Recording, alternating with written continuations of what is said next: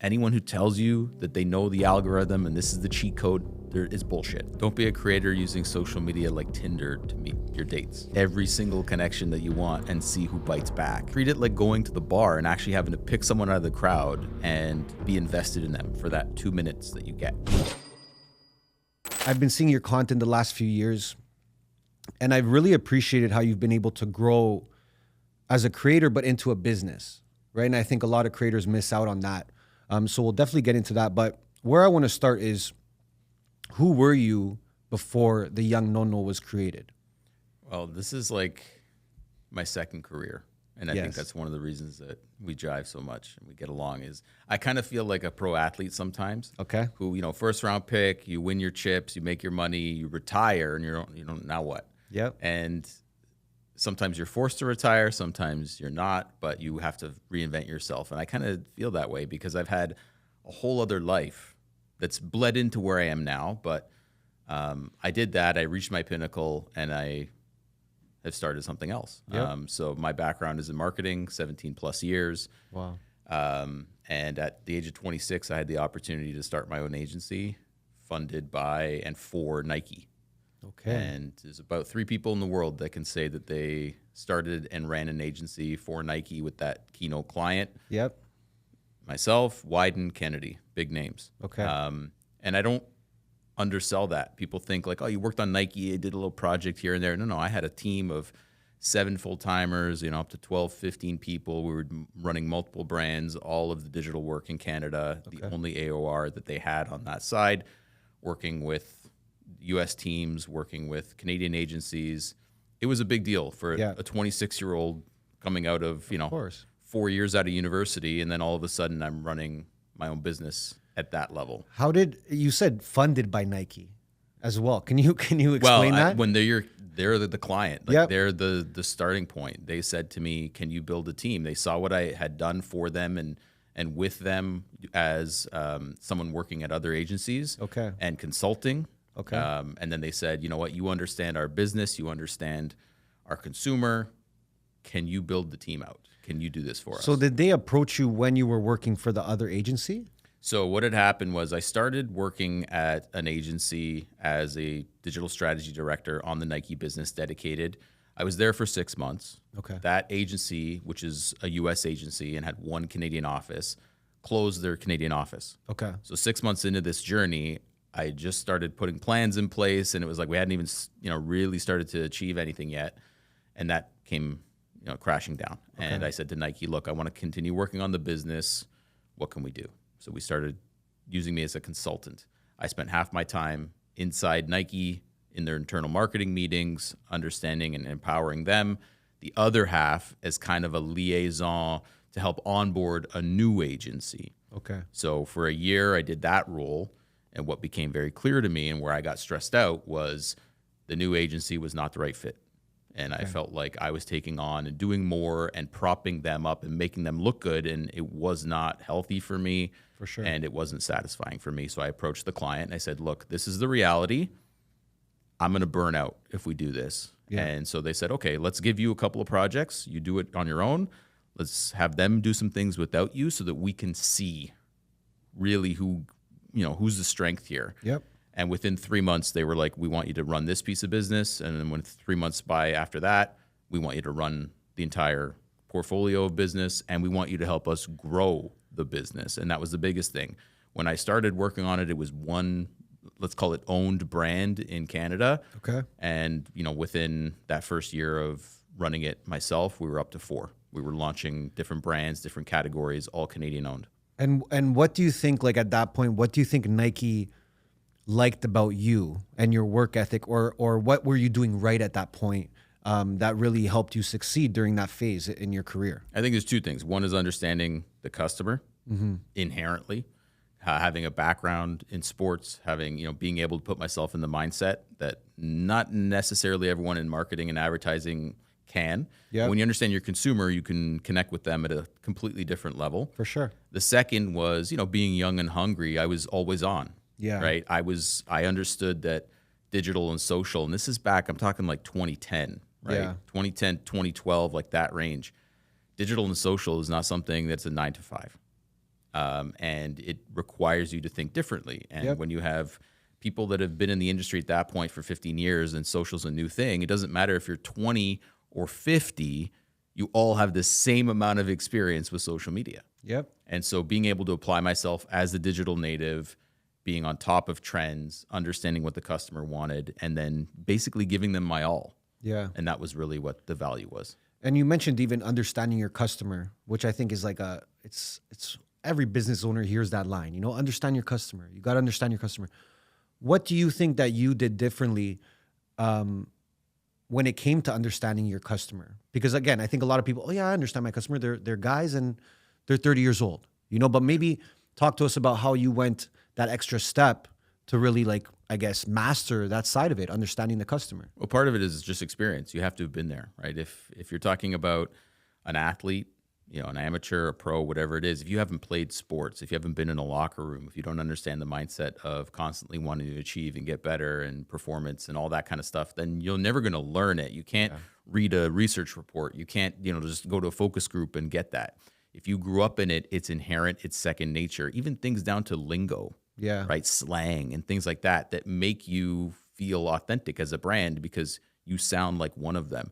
And I think what the important thing about understanding your customer is, as an agency, as a consultant, as whatever it is, my job is to be smarter than my client. I have to be better than them, and I have to challenge them. And you have to have a really good relationship in order for that challenge to work. They have to understand that you're challenging them because it makes the business better. Yes. That's always the goal.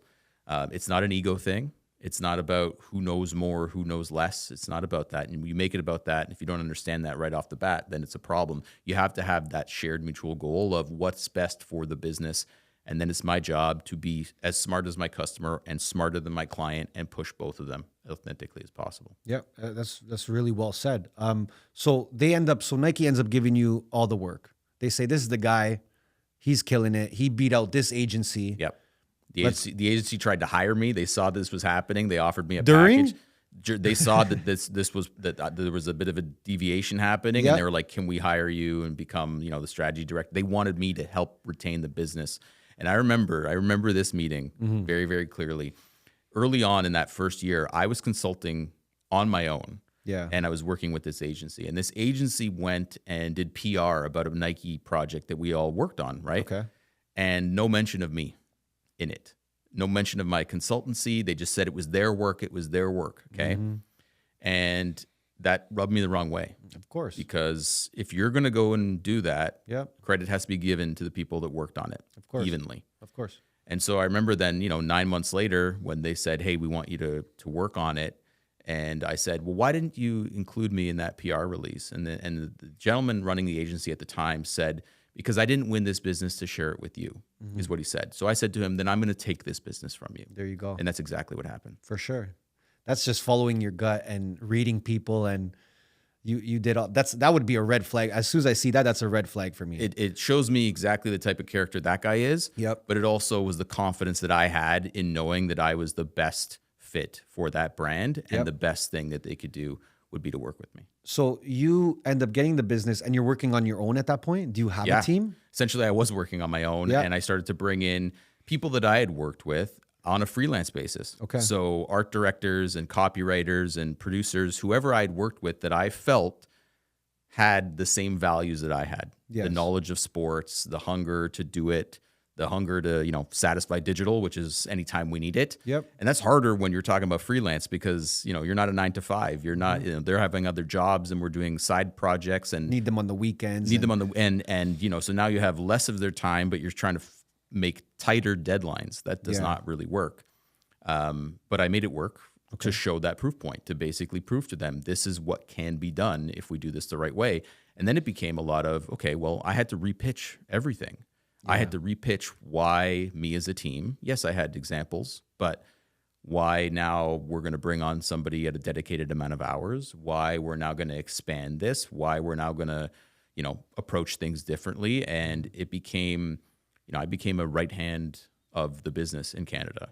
We were writing decks on, you know, how to launch brands and sending that to head office in Portland so that we could own what we wanted. Yes. I built a digital playbook, social media playbook, everything from strategy to content capture that was presented to Portland by my client and ended up getting held up internally as a Nike global standard for how social media should be run, planned for, and executed. Wow. For the whole brand. For the whole brand. That was something that got, and that's a big deal at a company like Nike where everyone's an alpha. Yep. Everyone wants to stand out, especially when you're a small territory like Canada. It's a big, big deal for that kind of stuff to happen. For sure. Well, that's something I wanted to ask. It's kind of like a two-pronged question. The first one is, what is an example of something you did for Nike, which I know you just said, but if you could give another one. And what was it like working with a global brand like that? Because I know there's a lot of creators, but even just people in marketing, graphic designers, editors, that they dream about working for a company like Nike.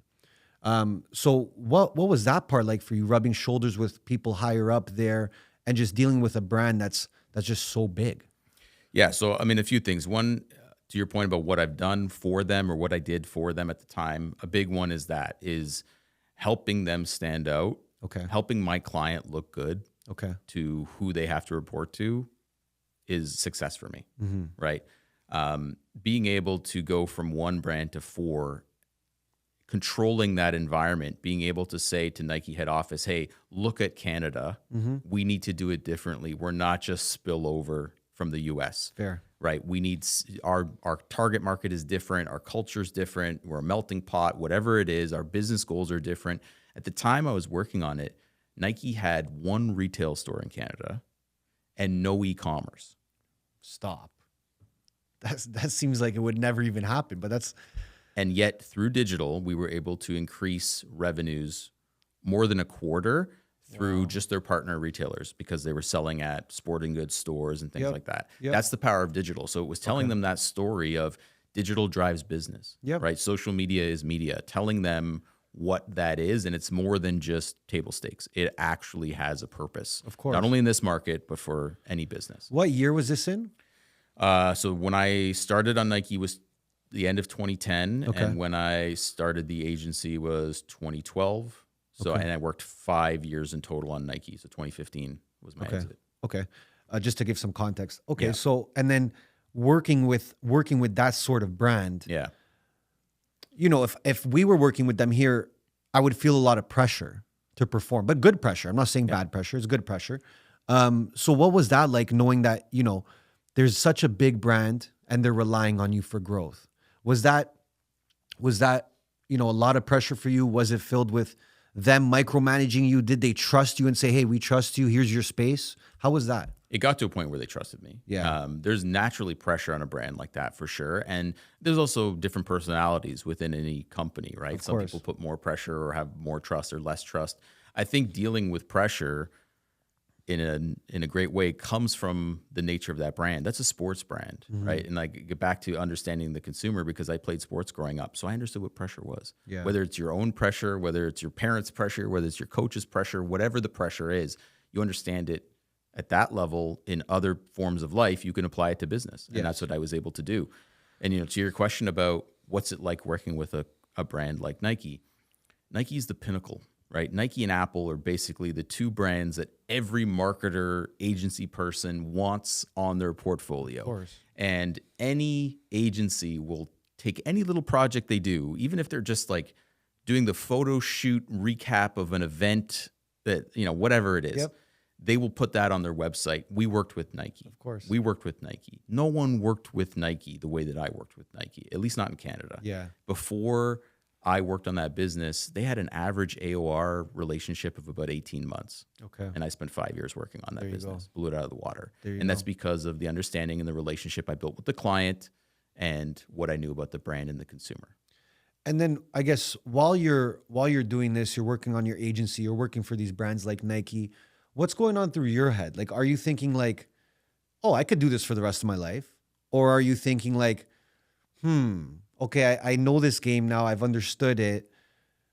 I took all the knowledge I could from a space like this in marketing. Maybe there's something else out there for me. What's happening in your mind and as you're going through these years with Nike and your agency? Yeah, so this is a bit of a double-edged sword, especially, I'm under 30 at this point.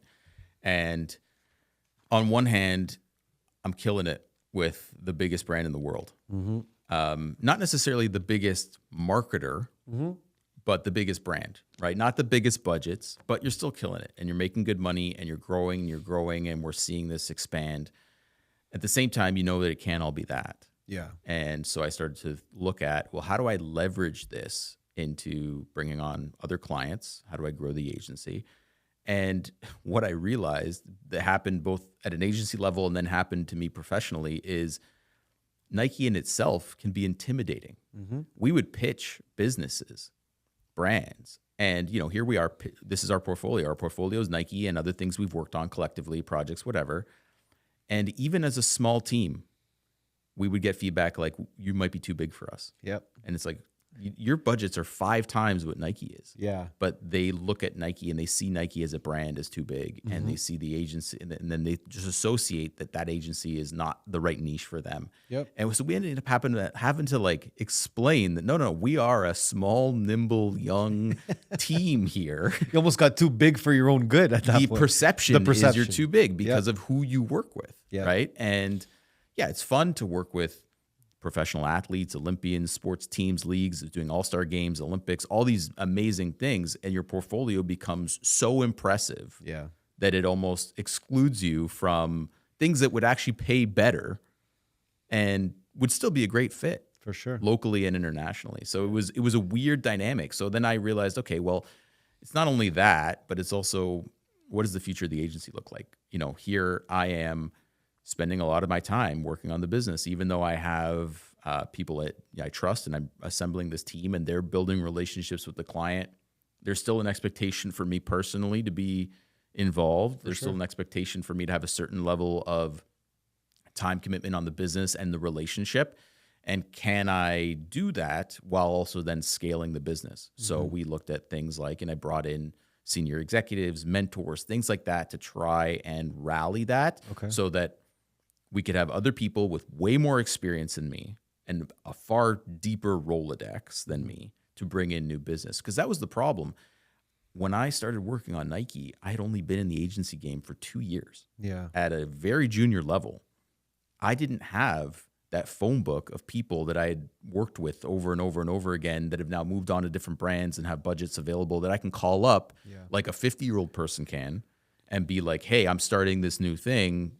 Do you want to get the band back together and do this? That didn't exist for me.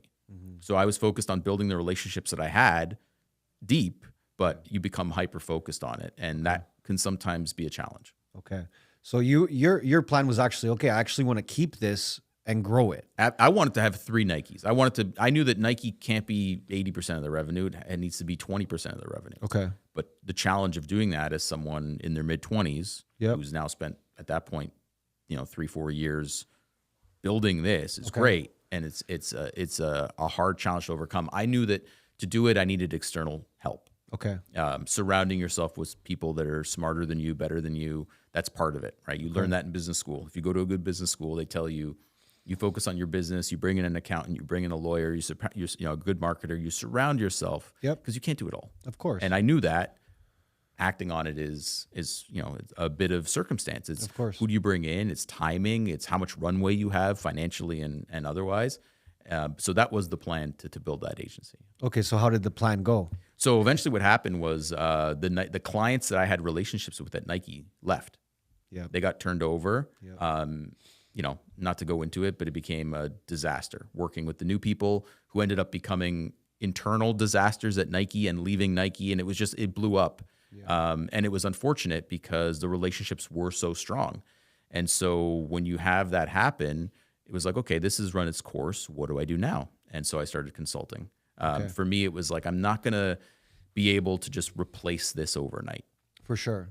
Back to that, I don't have the Rolodex. So at that point, I guess you decide to close the agency? Agency existed, but it was just me at that point. It was just so yeah, it's like the kind of team leaned out, and now I'm personally consulting as Anthony. And did you as a business owner, did you take a hit mentally for that? 100%. Like, was there an ego crushing moment? Was there a moment where you're like, damn, I thought it was going to be all this, and now I'm back to this? And dealing with that is, I think, the difference. Yeah.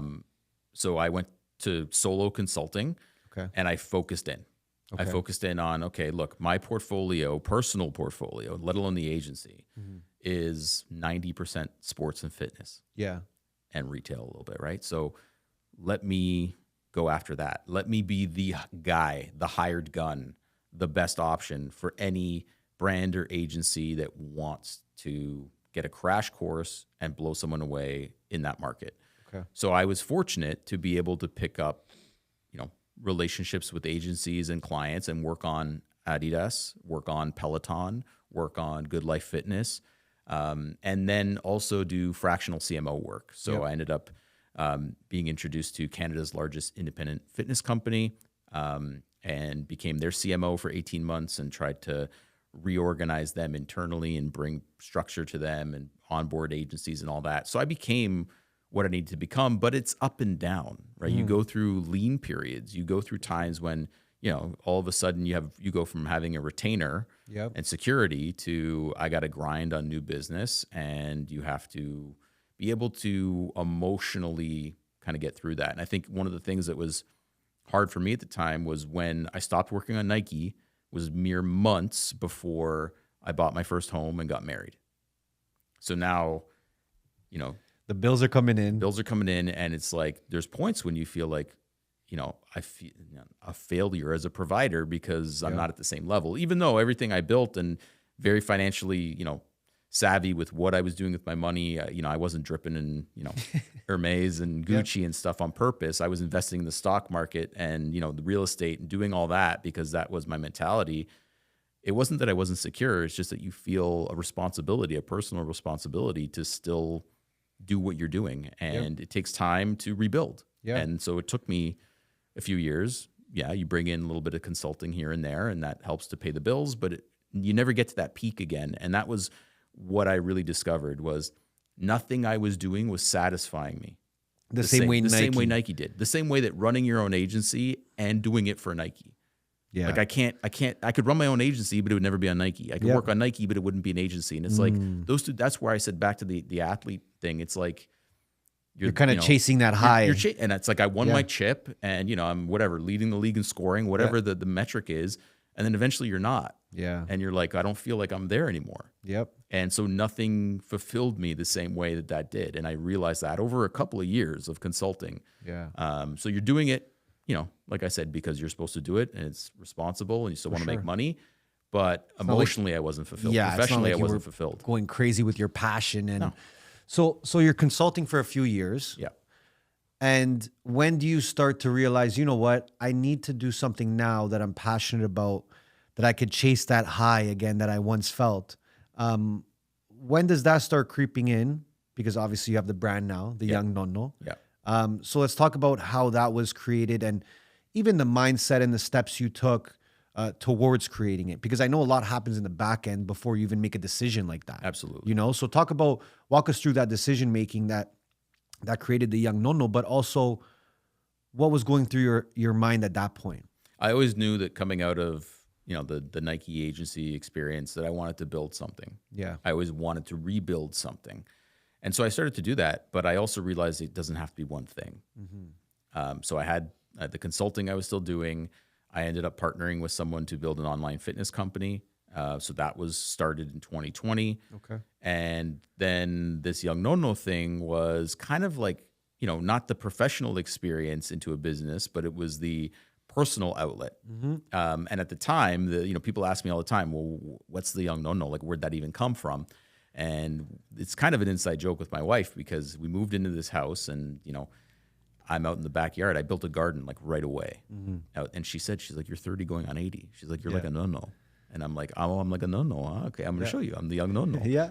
And so for me, it was like just a bit of a personal release. It was like, I'm not going to flood my personal Instagram with, all this stuff. Were you even on socials at that point? Like personally, that? I was. Okay. Yeah, personally, I was. Okay. But not like you weren't like being a creator. Oh God, you were just there. No, because I was doing it for brands. For sure. Like that, I was like, I had enough of this. I didn't need to do it for myself. Right? Okay.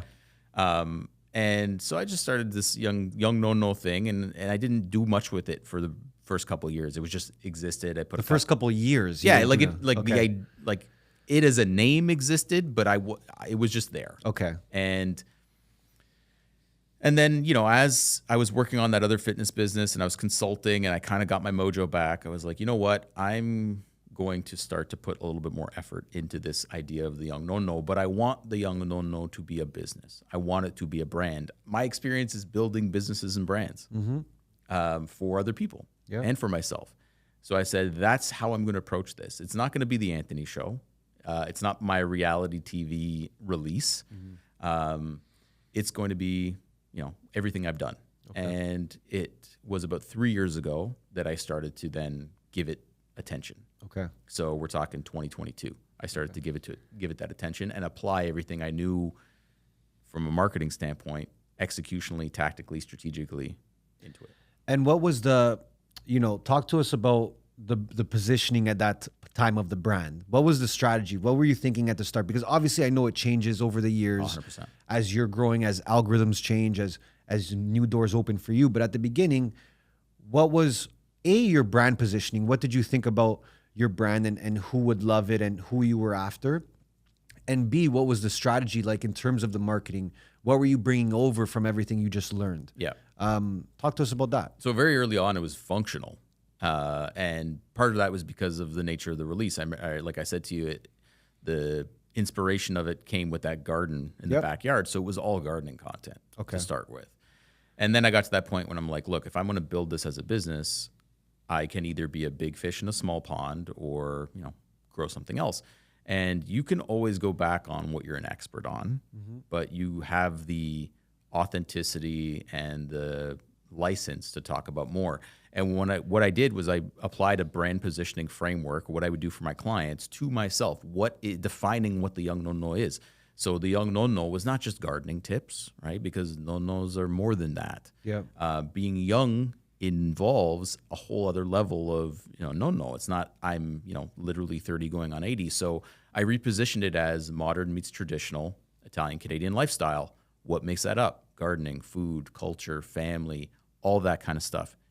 You can be an expert on one, you can be good at everything else, and you're still coming off as authentic. And that's the key. Yeah. You know, think about a musician, right? Yeah, they play drums and guitar and they sing and then this and then, you know, whatever. They're not the best at all of those things. They're good at one of them. They're really good at one of them, and they can do the rest. And that's natural of any person in anything they do, even nonnos, right? We all have our thing. Gardening's my thing of all those things, but it's still a business and an idea of living a modern traditional lifestyle. And what I wanted is I wanted people to see themselves in it. Okay. That's how you connect with consumers. Yep. So I'm the Young Nonno, but the Young Nonno is not me. Anyone can be the Young Nonno.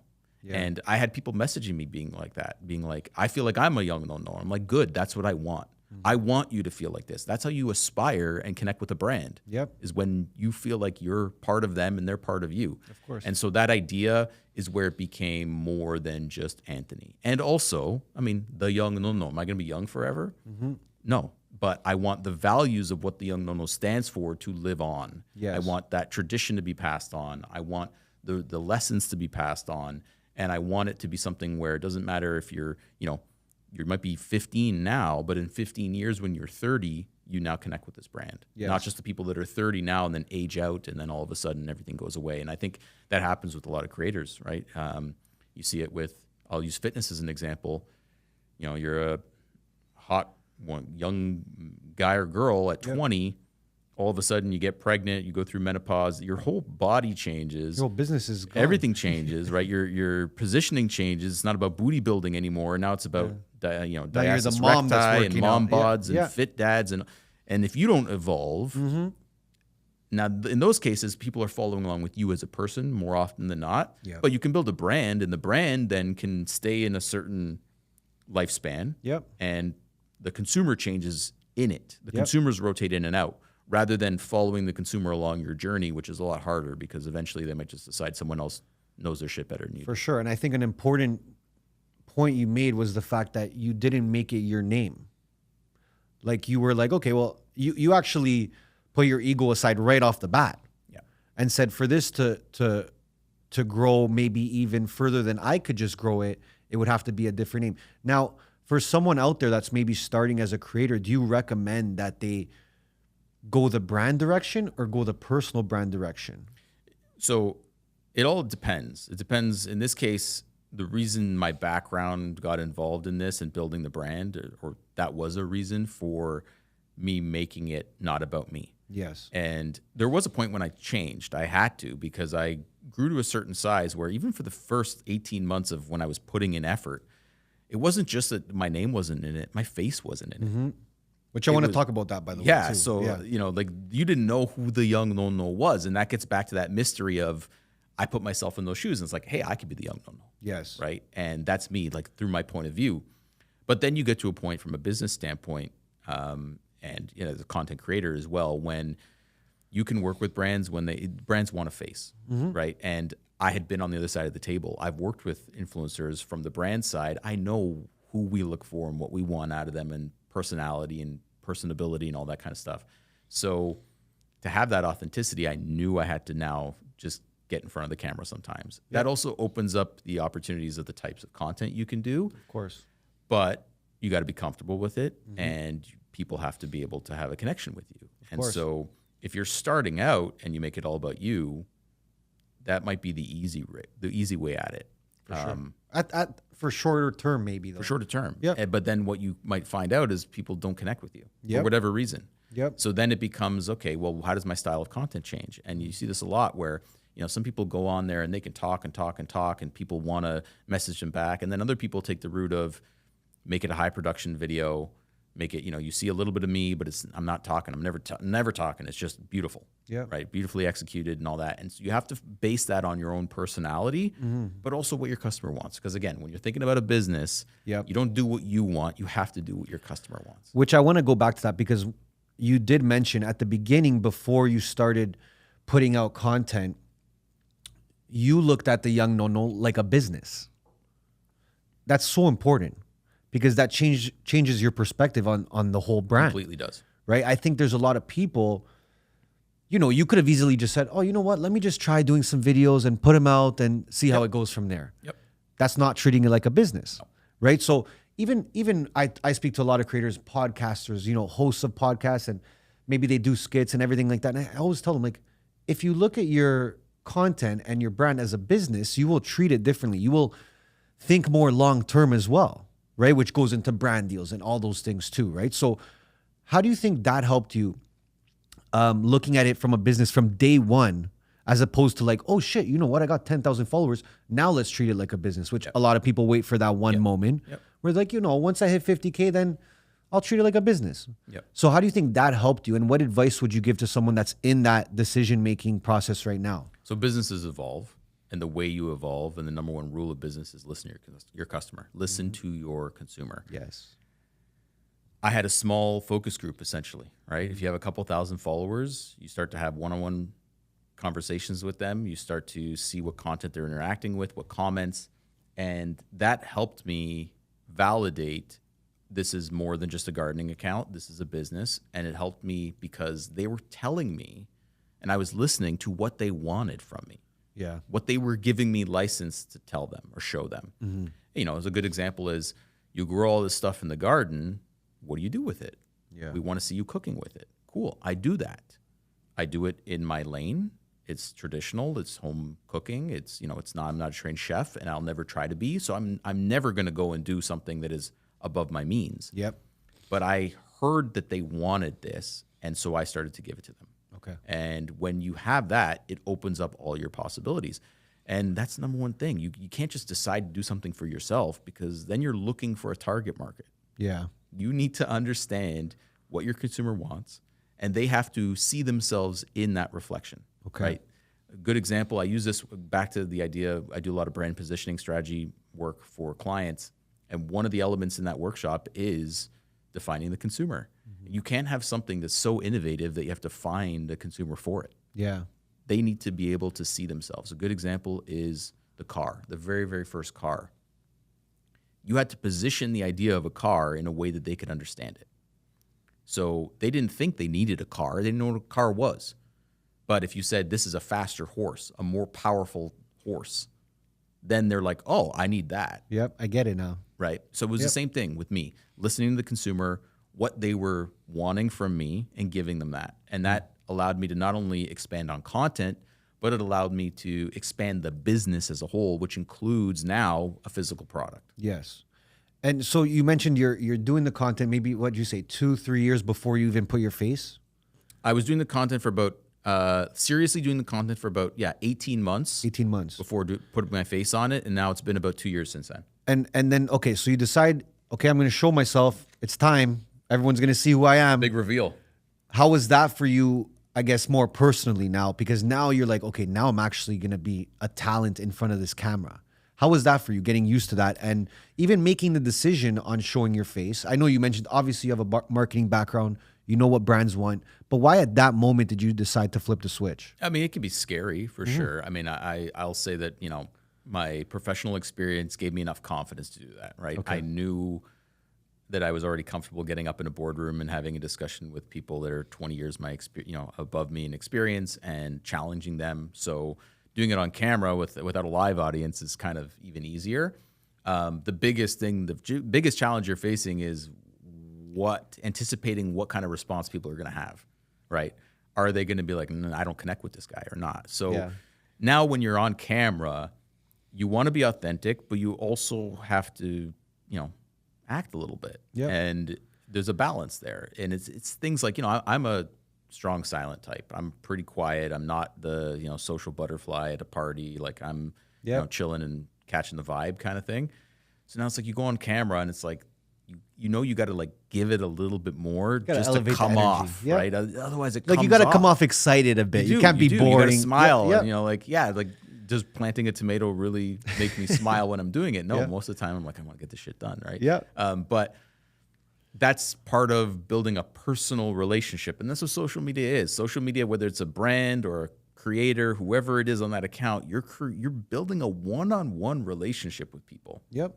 And so you have to think about that. You have to think of what it's like, that first impression, or seeing them again at a party or another business meeting or a lunch or a family event. How would you interact with them? Yep. And that's how you have to approach content. So it's scary. Of course. And it's not for everyone. And I've seen people try it and fail miserably. And I'm like, look, that's not your personality. You can't act it. It comes off as fake. Cool. You can find another angle. And thankfully with content, there are lots of different angles. And then with the content, how are you gauging it? How are you judging it? Because people do this differently, right? They'll be like, okay, I just posted these 5 reels last week. This one's the best because of the views, right? But I think that there's more than that, right? Like there's the DMs that you get, there's the comments you get, there's the interaction from your community. So what things were you looking at earlier on, but even today, that you say, you know what, that piece of content worked? Maybe it's besides the views. Yeah. What would it be for you? So this is again this is where my professional experience helps me manage that. Yeah. Because I know creators that get stressed out for not hitting certain KPIs. Yep. And now, to be fair, they don't even know what KPIs they should be hitting to begin with. There you go. And having worked with brands, with a brand like Nike as an example, it's about engagement, right? Because awareness is there. Everyone knows Nike There's already. spillover from TV. It's on every jersey. It's on every sneaker. It's walking down the street. So it's about engaging and then follow through. Okay. When we could take digital and turn social media engagement into physical retail sales without a link to click on. Yes. Was a huge win. Okay. That showed that we were creating a connection between the consumer and the brand, and they were then voting with their time and their money as that's the brand for me. Okay. So for me, I look at things through a bit of a different lens, depending on both the type of content and time of year and what I'm trying to achieve with it. Okay. So views matter from an awareness standpoint, but they honestly don't drive business in most instances. My number one video on Instagram ever, over 10 million views, got me maybe 2,100 followers. Okay. And honestly did nothing to drive my business. It's not even a video that I can go to a brand and say, here's an example of the type of content that I normally do. It was fun. Yep. But it was a reflection of me, but it wasn't necessarily a brand building tool. On the flip side, I have videos that I've gotten tens of thousands of followers from because that type of content is offering an emotional utility and a functional utility to people. Yep. So which of those two is more successful, the views or the ones that actually built my business? For sure. And that's for me. It all comes down to the business, and ultimately what's the number one business success? Money. Yep. Right? If you're making money, I don't care if I have 5 views on a video, because you don't know if I'm making it, behind the scenes as a consultant. You don't know if I'm doing B2B business. You don't know if I'm using LinkedIn. Yep. And that's the other thing too. Everyone thinks about it so, well, it's just Instagram. It's like, no, like you don't know if I'm killing it on YouTube. You don't know if I'm doing it here. Everyone looks at everything so narrow-minded, so myopically. Sure. So for me, I don't get hung up. I know I don't need to get hung up on, did this video flop from a views standpoint? I look at the engagement. The other thing too with views, we don't control it. The algorithm controls it. Anyone who tells you that they know the algorithm and this is the cheat code, there is bullshit, guys. I've worked in this business for 17 years. I know people that have worked at the platforms that have then spun off media agencies. No one knows anything. And not only that, it changes all the time. Yep. By the time you think you crack it, it changes. Yep. So it doesn't exist. Anyone who talks about being a social media expert is fucking snake oil. That's what that is. I can't stand that. I can't stand when I see creators online who are in a completely different niche go from, here's my content. Let me teach you now how to be a fitness trainer or a garden consultant. And then now I'm going to teach you how to be a social media personality, no matter your industry. I'm legitimately qualified to tell people how to use social media, tell businesses, to tell creators. And I don't even sell that because I just feel as an expert, you're always gonna change, you're always gonna evolve. So for me, I don't get stressed out about it. I look at the bigger picture, and that is what is happening to my business, not just what is happening on my social media pages. Well, I think even like going back to that, like, you had a viral video. It's not like it translated to sales. I think when they think about content and being a creator, being an influencer, they're chasing that viral moment. But that viral moment doesn't mean that all of a sudden there's $1 million in your bank account. No, it doesn't. Right? The viral moment is good. I wouldn't miss out on a viral moment. Take it, right? Take it. But it's about what you're doing before and after those viral moments. Exactly. To make it, to keep it, like, to have some longevity at least, right? And I think, that's something that we come across a lot. And obviously for us too, we're in that numbers game where we try not to get too focused on the numbers because we know they don't matter. But I think a lot of creators need to hear that, because they'll start their page and they'll be like, well, if I don't get this many views by this date, I'm done. And it's like, you have no idea that the next video you can make could be the one to really help you. And we've spoken about this off camera too, where it's like, I know creators, creators, they might have 10 million followers combined, but even they're maybe not making money the way someone with 50,000 followers is making money. Absolutely. Right? So you have to kind of look at that and be like, well, what's the missing piece here? What's this person doing that this creator's not? Right? And I look at that and I say, well, they're probably not building real community. Yep. If you're not showing your face and talking to people, you're not giving them a chance to fall in love with you and your story. Yep. Right? So I just wanted to make that point clear to the audience, where it's like, because I have people come on and they always say this, hey, views don't matter, right? And they're just like, oh, it's easy for you to say that. You get a million views a day, right? But I do think that there is that missing piece where people are starting to realize, like, okay, I went viral. I have 3 videos that hit 1 million views. Like, why don't I just all of a sudden make money, right? But like, going back to it, we treat it like a business, right? And that's the next point I want to get into is, now that you're growing it and you're going through the growth phases. Now I'm the face. Now I'm trying this content out. What's your mindset when it comes to now monetizing?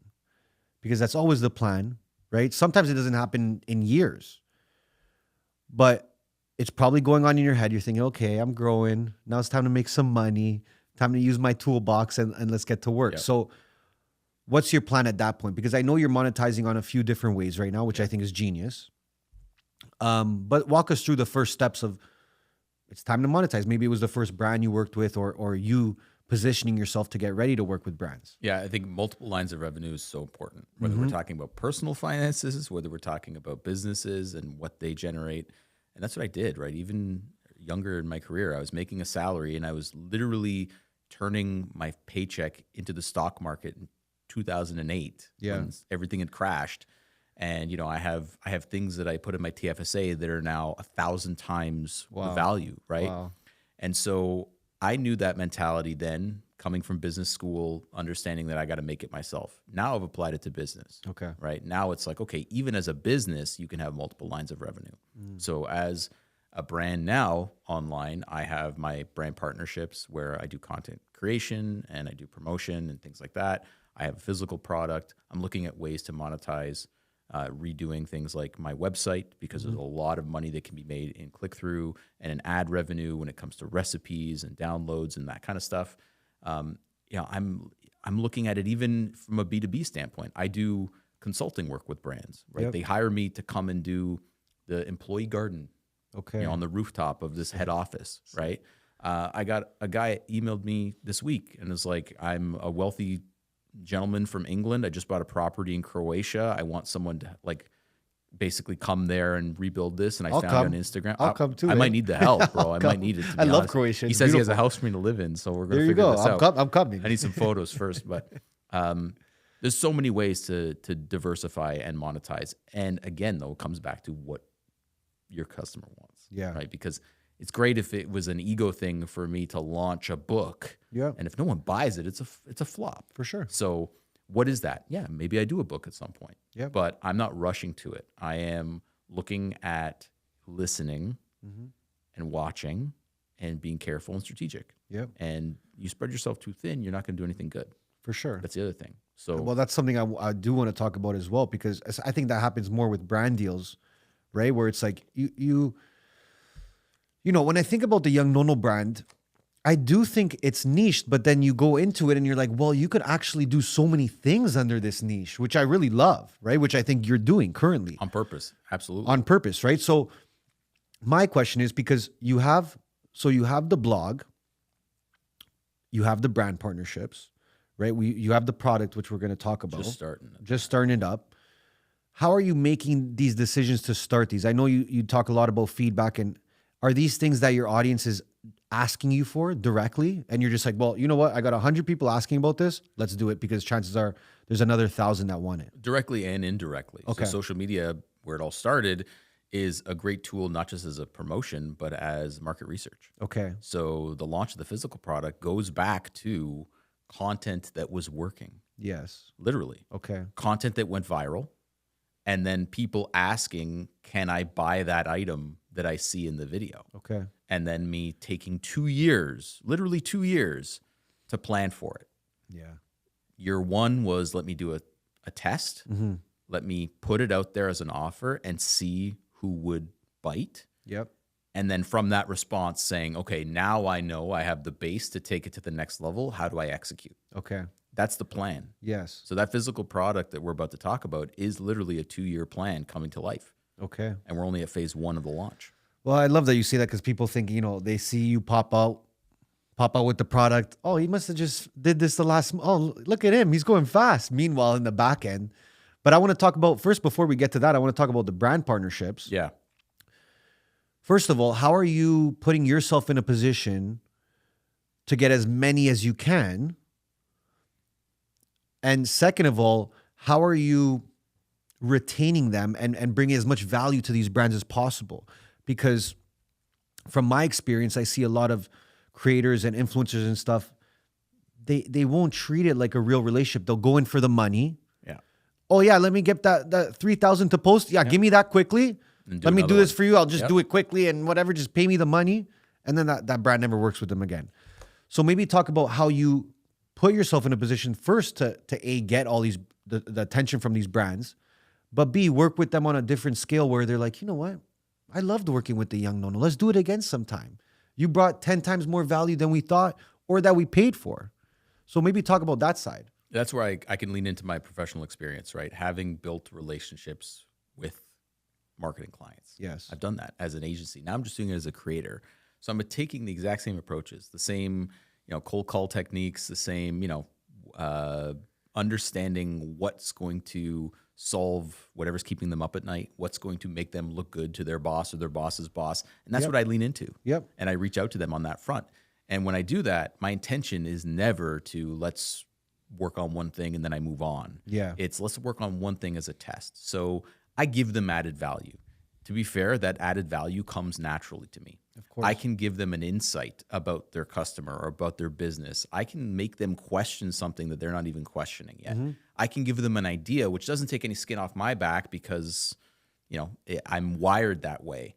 And I can say, look, this is not I want to do a video with you. It's I want to create a story. There you go. Right? It's I want to create a connection. Yep. I want to bring in business. I want to bring in customers. I want to maintain a relationship. And that's what I look for with my brand partners. I hate one-offs. And anytime a brand reaches out to me for a one-off, I'm like, no, because my relationship with my audience is not a one-off. It's a journey. Yep. So instead of the budget for one, here's the option of doing 3. Mm-hmm. Maybe it's a little bit less per video. The purse is still a little bit more, of course, over time, but it's about creating a stronger relationship because it's not good for the brand either. Yeah. Right. For them to now show a different person every time, or for, someone on my end to say, well, he used it once. Well, then they start questioning it. Well, what happened? Did he stop using it because it's not good? Like the consistency is key, right? You want repeated interactions with a brand, and that's how you know it's really strong. And so that's where I've taken my background and now leveraged, okay, my initial introduction turns into a retainer, right? Turns into a multi-video contract. Yep. It now becomes, I have 4 or 5 brand partners that I go deeper with, and I do whatever, 20 videos a year, rather than having 20 one-offs, and I'm chasing the next buck, and I'm chasing the next buck, and I look like a, imagine that from a relationship standpoint, the type of person that just moves on and on and on and on. What kind of value is that? So it's not good. That's the perception that the brands have. That's the perceptions that the agencies have. That's the perception that the consumer has. Yeah. And I wouldn't then be able to talk about things authentically outside of brand deals if I was acting inauthentic on my brand deals. For sure. So go deeper, create that relationship. That's what I'm all about. Yeah, and your audience can tell. Like that's the thing. Like people underestimate that. They're like, oh, well, they won't notice if I, promote this cheese today and then another one tomorrow and say they're both the best cheese in the world. Yeah. Like, but your audience can tell. But another thing too, which we do this as well, but we spoke about it off camera, is you're actually going to these brands and pitching them something unique, pitching them something special. Yeah. Which this is something I've been preaching to a lot of creators, podcast hosts, all of them. Don't just hit up 500 brands and say, sponsor me. Those days, I almost think they're gone because everyone's doing that now. Can you reach out to a brand and solve one of their pain points through your audience or through your marketing, but in a custom way where they feel like, you know what? I feel like the Young Nonno messaged us only. He only hit us up for this, and we feel really special. And besides that, we know he's so serious about his work that if we don't say yes, he'll get someone else. So talk about maybe the customization of the way you're reaching out to these brands, because I think that's the next wave of how creators will work with brands. Don't be a creator using social media like Tinder to meet, your dates, right? It's a good one. Every single connection that you want and see who bites back. Yeah. Treat it like going to the bar and actually having to pick someone out of the crowd and be invested in them for that 2 minutes that you get. Yeah. Right. Commenting them on something you see, right? Or a perception or a guess about it. And that's what I do with brands is I look at those ones. Okay, who looks like my type? Who's the right fit for me? What information can I learn about them, by watching? Yep. And then how can I play it back to start an interaction, right? How can I challenge them? That's the biggest thing. If you can challenge a brand and they feel like you're adding value, then that is so much better than just checking a box. There you go. And so I ask them, what keeps you up at night? Like, how can I help you achieve your goals? Yeah. Ultimately, right? And the goals, like we said before, maybe their views, maybe their engagement, maybe it's driving product purchase, whatever it is. It's then my job to come up with a creative concept or a story or a series of pieces of whatever to achieve that. Yeah. But if I don't have that objective to start with, then I feel like it's not even the right partner for me. If they can't give me a clear objective, then I have to think that they're just as willing to work with anyone else as as I could be if I wanted to. Well, even if they work with you, they don't even know what their pain points are or what to expect. So it's like, well, how are you gonna make them happy if they don't even know what they want? And then you can't tell success, because that's how you build a relationship after. It's like, okay, cool. Here's step 1. This is what happened from it. Yep. Paint that picture. It could be good or bad. You could say this is what we learned, which is also very important, right? Here's what we would do different next time. Yep. And if you create that relationship, they start to trust you. And so some of my brand partners now, I'm going on, 3-year relationships. And from year 1, it was like we saw one example of success. and we see how you work with us. And I hear this all the time. You're not like other creators. They're like, you send us workbacks and you send like, you ideate and you send us a script and all this. It's not like just a riffing, session of whatever. And then what that happens is the production and the execution, which is 9/10 of the law, is essentially immaculate at that point. Yep. I've worked with brands that have told me you're the only creator we didn't have to give feedback to. First draft, first round. You did we did that work up front. There you go. I understood what we needed to do. I presented something that touched in. And I've also done this where I've reached out to brands proactively and maybe I wasn't on their radar. And I was like, have you thought about this? And I gave them a piece of information about their customer tied back to how I could help solve it that turned into a campaign. I literally gave them an insight. Of course. And they were like, okay, this guy adds value, period. They saw that right off the bat. They didn't even need the proof. And then we started getting into proof, and then it was tested once. Okay, cool. Now we're going to do 3 videos. Yeah, it works. Let's keep going. We build that business. So let's say there's a creator watching right now. Someone 50,000, 100,000, 150,000 followers, and they're thinking, you know what, I got my niche. I got all these things in play. I'm posting content that's unique, and it's growing my page to a certain extent. I've never got a sponsor in my life. What would be maybe 3 things that you would tell this creator to do? So first thing I would say is, what value do you bring to your customer or to your audience and to the brands you'd work with? Okay. If you can't articulate that very, very clearly, then you're going to miss your chance to make that first introduction. Okay. Period. Secondly is understanding the brands that will work with you. Too many people aim for the stars. At the same time, they aim so low and they're willing to take anything. The third is stick to your value. Yeah. Back to that, I'll take anything. Not all creators are created equal, right? The star player doesn't get paid the same as the guy on the bench or the rookie. Yeah. And you can't act that way. You have to be at a certain level, act at a certain level. I'm not saying you fake it, but the minute you start to devalue yourself, you're going to find that you're struggling. Yeah. You can learn how to reach out to brands. That is possible.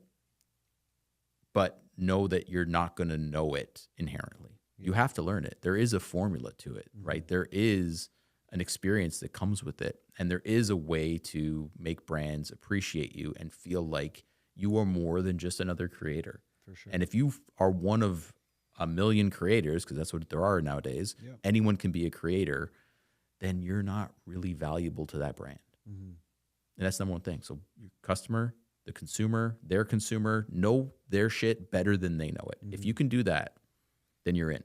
For sure. And I think even like to add to that, like the professional aspect of, giving them that report at the end. There's 99.9% creators do not do that. It doesn't even have to be a full report. It could just be one thing. That's it. We learned one thing. Here we go. I just want to let you know this is what we learned from this last That's campaign. right. And you're already have an advantage over other creators. Like something as simple as that. Yep. Right? It leaves a good taste in their mouth. But I think you nailed it. But I do want to get into your product. Let's get it here. Absolutely. We've got the Young Nonno tomato passata. Whoever's watching this, if you're on audio right now, I'm showing the jar, so maybe tap into YouTube. You gifted me this the other day. Thank you very much. Lots. Appreciate it. You're welcome. But let's talk about this. How did this come to be? And how's it been growing something like this, trying to launch something like this? What are you learning about it? Baby steps first, right? And like I said, this is what I was mentioning before has been a 2-year process. Okay. And this started using social media as a marketing tool. Of course. As a customer research tool and as a promotional tool. So what happened was a couple years ago, I did a video of, for anyone who's not Italian, we make sauce. Some people call it sauce, sugo. It's not really sauce. It's passata. It's par cooked. It's not pour out of a jar and eat it. But we make this traditionally the end of every summer. Family gets together. You process all these tomatoes. You jar it in the mason jars. It's a big thing. Okay. I put out what I think is the most viral video ever of showing this process. Lifetime views of over 25 million. Wow. And so when I put that out a couple of years ago, I had people messaging me and commenting in the video. Yes, there's the people like, we make this, great. I love the connection right away. Then there was the other people like, can I buy this from you?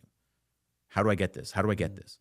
non-Italians and Italians. The Italians were like, my grandparents are gone. We don't do this anymore. It's too much work. No one wants to help. Yep. But they value it. They know what's in there. It's liquid gold. Then you had the other people that appreciate whatever it is, artisanal, homemade, traditional, and they just appreciate Italian food. Of course. Maybe they had an Italian neighbor at some point and they were gifted one of this stuff and they know that it's superior to anything you can get. And so I listened to that. And, this is something that's done seasonally with fresh tomatoes that you get from the farm or the market. So it's not something you can just do at any time. You do it and you need a year's supply. Yep. So I didn't have anything to sell because we just did a video. It was me at my Zio's house with my Zia, and we were doing it. The family was doing it. But then the next year I said, okay, let me plan for this. Mm-hmm. So a different cut of content and version went out, and that video also did very, very well. And I started to seed the idea of, okay, you want it? Order it with me. But DM me. You're texting me, you're DM. This is a one-to-one thing. Yep. This has got to be super high touch because it's a homemade product. And I'm only going to do it on pre-order because once you're out, you're out. Yep. You have the tomatoes for a certain amount of time, you make it, and then that's it. So I had over 100 people message me, DM me, which doesn't seem like a lot, but it is when it's not clicking a link and ordering. Mm-hmm. It's, I got to message this guy. He's got to reply back. We got to organize this. And I got to ask you, how many jars do you want? Where do you live so I can ship it to you? And all this, right? And then we got to exchange dollars and the rest. What I learned from that was, as a microcosm of, being able to do it on a bigger scale, was just how broad the audience that wanted it is. I had people ordering it all over the US. Mm-hmm. Now, that's a reflection also of my audience, my social audience, but people locally were more likely to order it because they realize that it's a heavy product. I got to pick it up, whatever. But that didn't stop people from the US in states that I didn't even think there were people that wanted it. Oh. Georgia, California, Washington State, Tennessee, obviously New York, New Jersey, I have a big audience there too. And they were like, yeah, I want it and I'll pay for the shipping. And they saw value in it. And so I use that as, okay, if I can get 100 people to direct message me and buy a product sight unseen.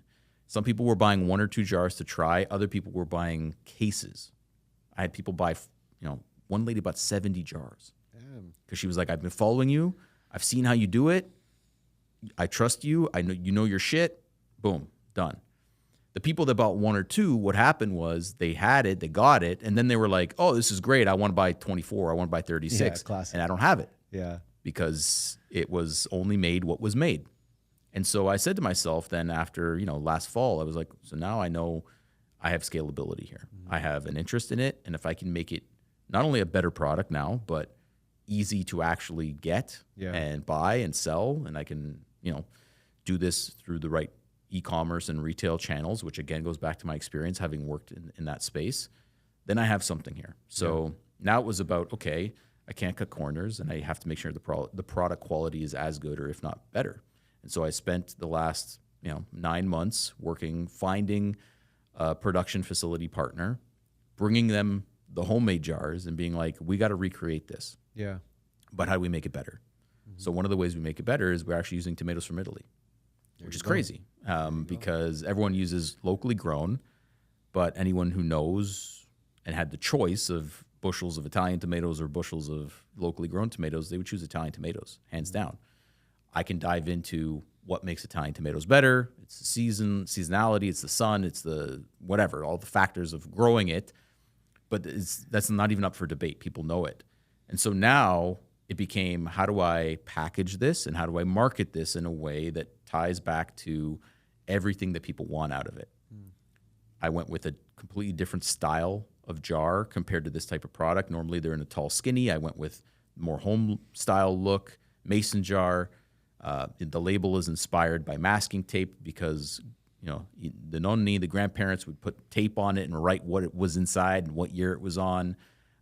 All that stuff was very, very carefully considered. Even the back, even the label, not going all the way around so that you could turn this and it looks like a homemade jar sitting on your shelf. It's like that. All of those little details, because what I wanted was not only to literally have a product that is better than what you make in the garage And I can say that because the tomatoes are from Italy. Everything else has not been cut any corners. Yeah. There are full basil leaves that have to be hand packed. Okay. So we didn't chop it up and use the machine to do it. We took the best inputs to create the best output. Some of it has to be, done the old-fashioned way, and we're doing that. But I want people to not just open up a better product. I want them to open up an experience. I want them to open up a memory. Yeah. Because the people that bought the homemade one said that. They said, this reminds me of my grandparents that are gone. This reminds me of my neighbor who used to give this to me. So this has to do the same. Just because it's in a retail store doesn't mean that you lose that. It has to be artisanal, but it has to be superior, and it has to have an emotional connection. And that's how you create a good product. Yep. Because, going back to the marketing days, I used to say to a lot of my clients, stop trying to make better things and start trying to make things better. And so what I meant was, you can not have to promote your own product or your own service if it's so good that other people will do it for you. True. Right? Word of mouth. True. But through social, through digital. Yes. And that's what's happening now. Now people try it and they're like, this is incredible. Yeah, I want to order more, and I can obviously give it to them. And they're telling people about it. Yeah. I think I told you this many times, but I think it fits perfectly for what you're building. What's the next steps? You're trying to get into stores? Yeah, so we're in a few local retailers to start. Okay. What we're working on is Amazon, first and foremost, because, again, satisfy a lot of the U.S. folks, the Americans, as well as Canadians across the country that want it. Okay. So we're working on a package that'll be safe to ship, a box that'll be safe to ship, and make it available there, and also more retail stores. Yeah. So, obviously this is where being a creator has an advantage. It gets you into some boardrooms, into some meetings, because you have the marketing power to now that's push something it. I wanted to ask you. Like, how has your online presence helped you throughout this whole journey, opening doors, and you're getting into doors that the average person without that audience can't. 100%. So, do you think you'd be able to do it without the audience that you have?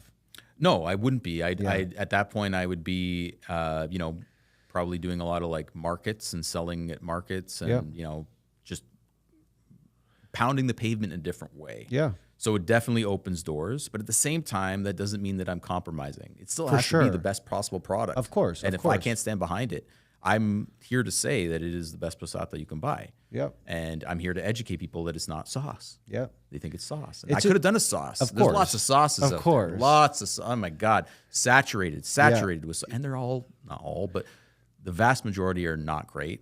And the problem with that category is, you try one, it's no good. You think the whole category is bad. So I didn't want to be in that category. I wanted to invent or reinvent or innovate in a category that I felt was stagnant, and also not try to replace Nonna's Sunday Sugo. Yeah. I'm not trying to replace that. I'm just trying to make you be able to make it. Yeah. And have it more often. Have it more often. Yeah. And the way that she used to do it, or she does it, because you would use the homemade stuff. Yeah.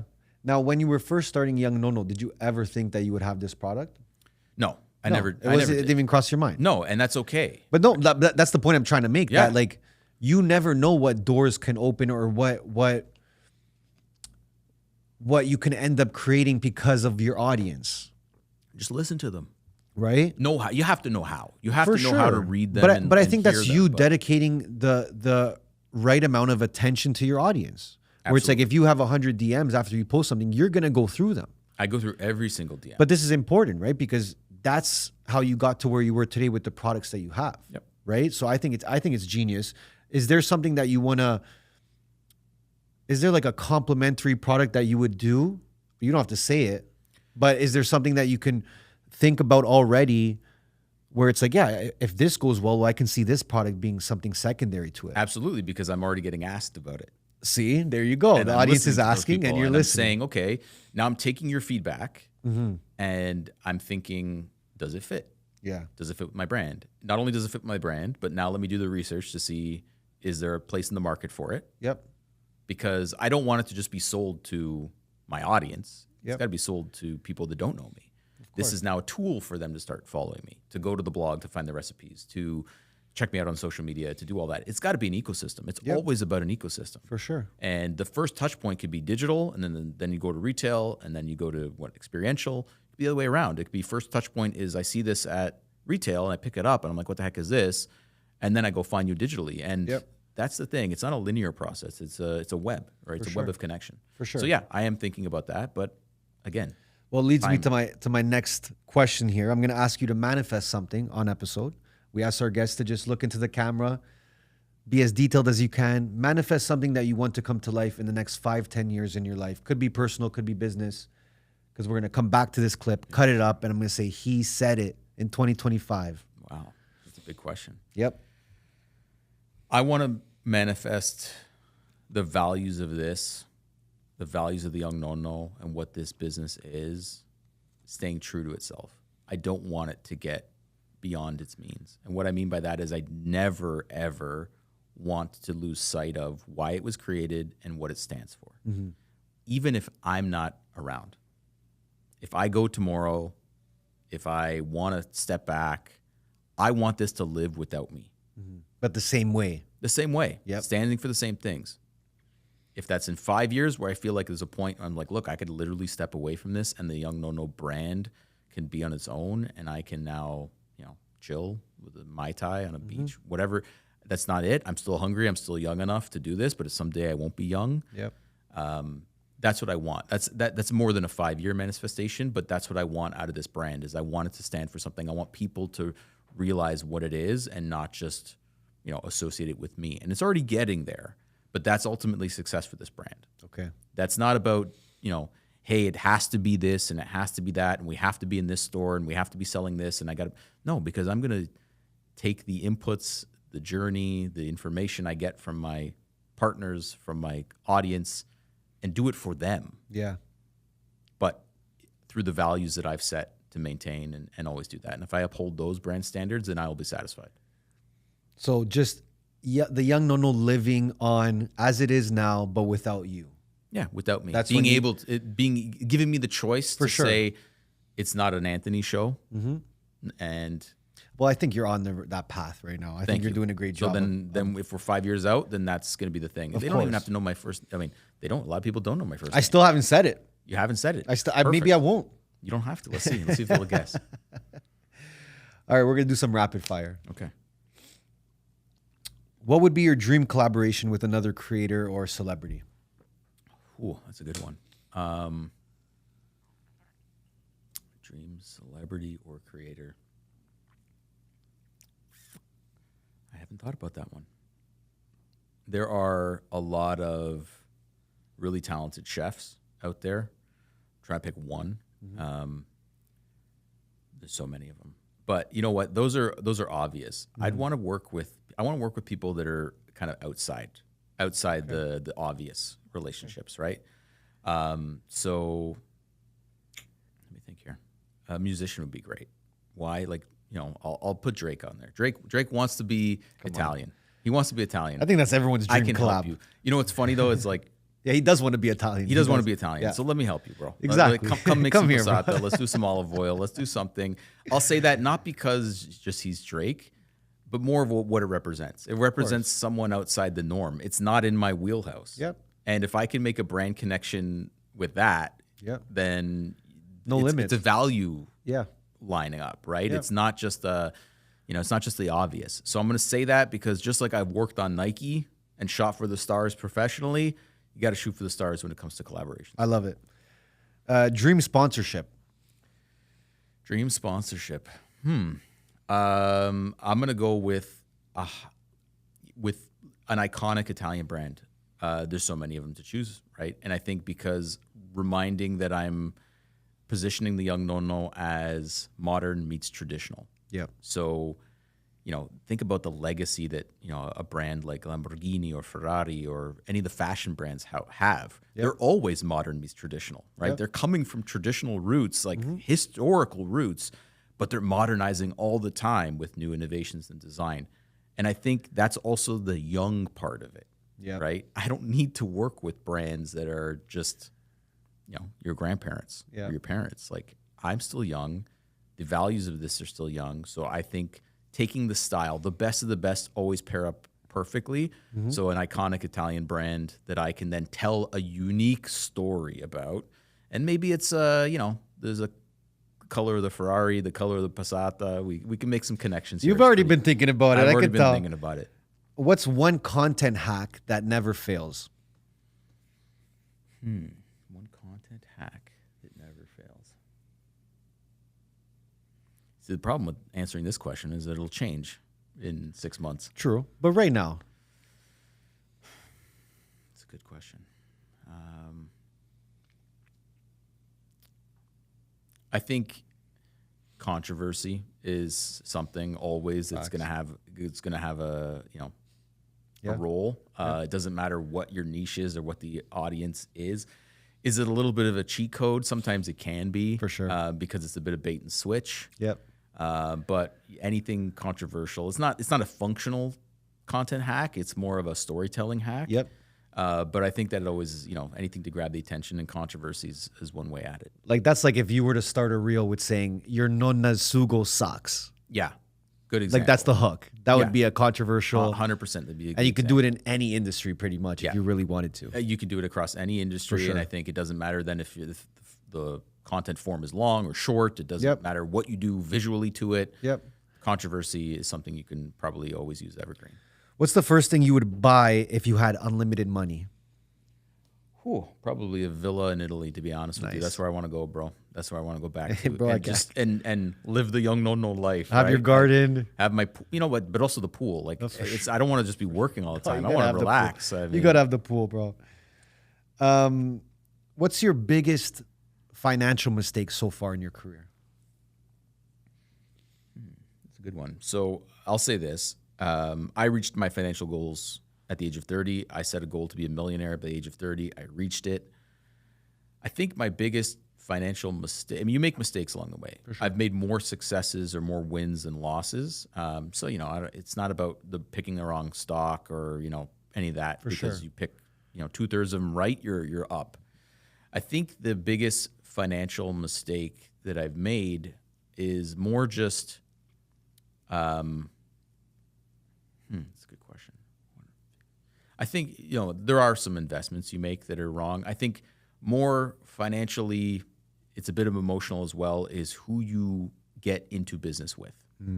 And sometimes it's not a direct loss, but it's an opportunity cost that you've missed out. There you go. And I think not understanding potential business partners is a big financial mistake. It's an emotional mistake. It's a stress-related mistake. And it's now, okay, I could have been spending my time doing this and instead of doing that. And so you lose out on something that you could have done. Money or fame? I feel like I kind of get approached sometimes when I go to the Italian markets already. So is that famous?